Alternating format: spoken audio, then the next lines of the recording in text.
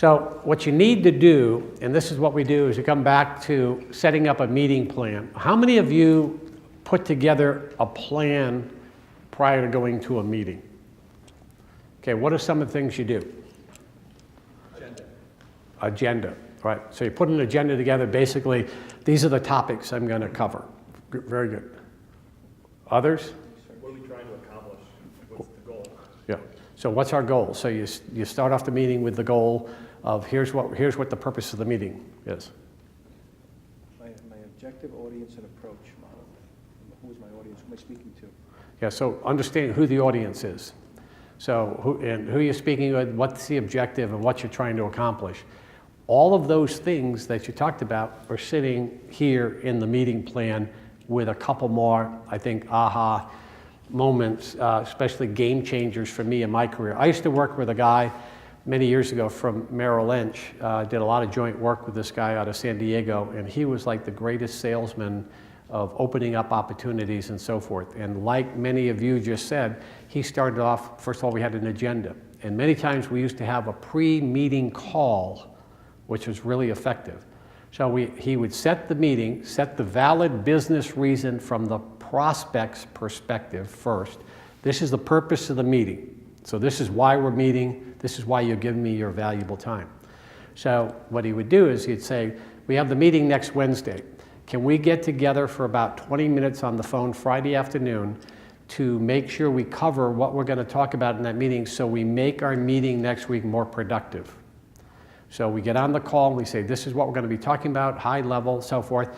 And then they go, oh, you know, I should probably have my CFO in the meeting. I should have maybe my HR director there too, and so forth. Now the meeting gets more, they tell you a little bit about something, they may even send you something in advance, but it's all about preparation of the meeting. So the first thing we want to start off with is that valid business reason for the meeting. And then number two is we need to know, do you have credibility with this buyer or no? And it's almost like you need to give yourself a credibility check. And that sounds so basic and straightforward, but you think about if you just ask yourself walking up to the meeting, do I have credibility? Yes, I have credibility because their law firm referred me here. So I'm borrowing the credibility. Yes, I have credibility because I solved the problem for the CEO in his previous company. Yes, I have credibility because they responded to me because they read my white papers, heard me speak at a conference, they perceive me as an expert. So you need to do your credibility check, or no, they don't know me from Adam. I need to somehow build credibility in the meeting. And one way of building credibility is to run a very effective meeting. So you're running a very effective meeting.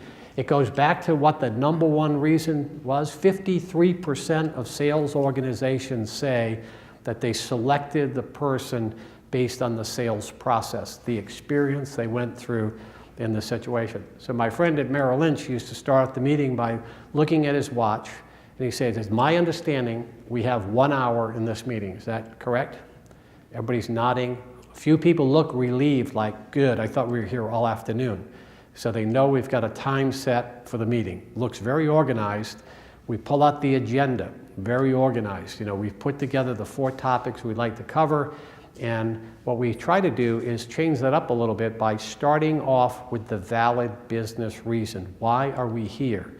And the reason we always start the meeting off with what we set the meeting with is we just want to verify that is why we're meeting, because some of the people sitting in the meeting are saying, I don't know, my boss asked me to come down here, I'm not sure what this is.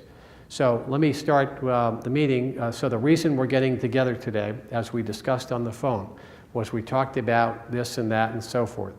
Has anything changed in the last week since we talked about that? No, so now we all know, everybody knows why we're there, setting the valid business reason. So the valid business reason for an organization is going to be, the key ideas behind this is what's in it for the customer, what's in it for them. In the client's language, why do they want to meet you? It's used at the beginning of every interaction, and it has 2 specific reasons. The purpose of the meeting and to start the meeting.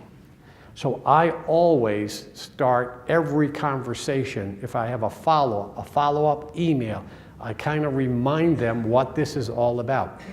And if you want to be client-focused, there's no option for not using the valid business reason to start the meeting.